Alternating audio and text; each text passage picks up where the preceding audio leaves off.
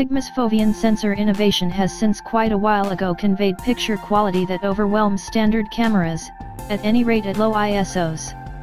In any case, poor picture quality when the ISO is pushed to direct levels, and a bulky raw work process fixing to restrictive programming made them an extreme offer.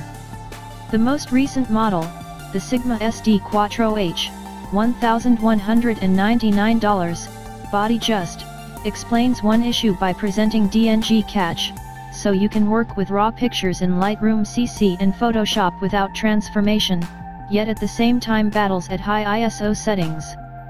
For the correct picture taker, the SD Quattro H is an extremely engaging camera, yet it's a specific device and no danger to our most loved top-of-the-line mirrorless pick, the Fujifilm X-T2. The Quattro H is an odd-looking camera. It's mirrorless, yet it utilizes a SLR focal point mount that juts from the body, which is somewhat thick and blocky contrasted in its rivals.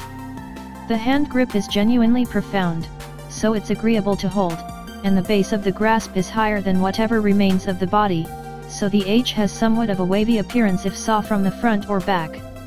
It underpins an indistinguishable SA focal points from Sigma SLRs, including the maturing SD1 Mirrorless.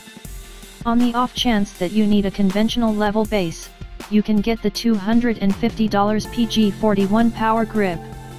It interfaces with the camera and includes shooting controls for utilize when holding the Quattro in picture introduction, and also 2 extra batteries.